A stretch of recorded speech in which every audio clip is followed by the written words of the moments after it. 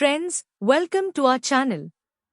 In this video, we shall discuss and attempt to solve various types of questions related to the first chapter of JEE syllabus, that is, measurements and dimensions. This chapter explains what are units and dimensions, prevailing standards, international system of units, fundamental and derived units, types of measurements, various types of errors that we encounter while taking measurements, types of measuring instruments, and finally define guidelines on how to use dimensional analysis in physics. The first question is out of the following which is a fundamental unit as per International System of Units? The correct answer is option 3. Candela is the fundamental unit of luminous intensity of light. Pressure is defined as force per unit area. Force is nothing but mass into acceleration. Unit of power is watt. It is defined as voltage into current. These are all derived units. Next question is which one is supplementary quantity? Answer is option 2. Solid angle which defines an angle in three-dimensional space is measured in steradians. It has no unit and it is just a number. Volume, area and kilowatt are derived units, and they have dimensions. Going to the next question, out of the following which one is a derived unit? Correct answer is option 1.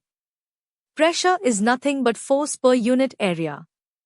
So, it is a derived unit. Other three options are fundamental units. Next question. How many base units are there in SI units? Obviously, there are 7 base units. They are mass, length, time, electric current, temperature, mole and candela.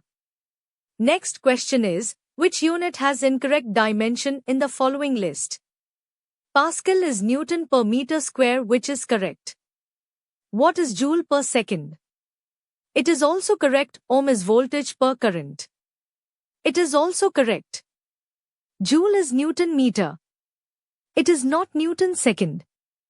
So, this is incorrect. Next question is about dimension. What is the dimension of volt? Correct answer is option is 3.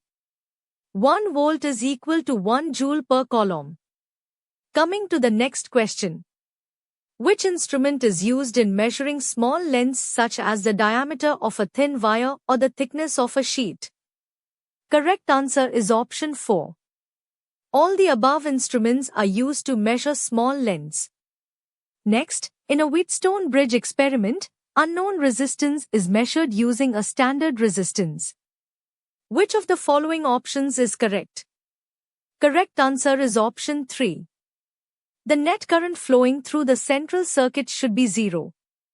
Next question is about least count. By the way, least count is the minimum measurement that you can take with instrument. Correct answer is 0.01 centimeter. That is option 1. Next question is about calculating the thickness of a sheet using screw gauge. The correct answer is option 1. This question is a part of practical skills.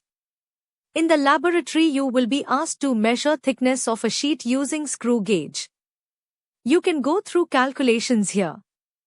Coming to the next question, if you understand the definition of accuracy, you will be able to answer this question easily. Correct answer is option 1. Next question is based on the very definition of least count. Minimum measurement that you can take with an instrument is called least count. This question is from the chapter Errors in Measurements. Correct answer is option 4. Calculated error is not mentioned or documented in error analysis. It is man-made mistake or blunder. Again, this question is from the same chapter Errors in Measurements. As per definition, it is called gross error. Difference between the measured value and the true value is called what?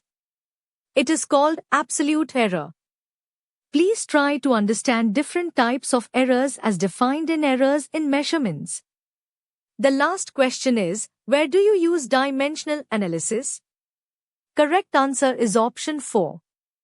In dimensional analysis, you will compare dimensions on left-hand side and right-hand side. If they are same, then the equation is correct. This takes us to the end of this video. Please look into our apps on Google Play where you will find much more such tricky and challenging questions, tips and tricks to prepare for JEE in a confident way. Thank you, and if you liked this video, please give a thumbs up and do not forget to subscribe to our channel.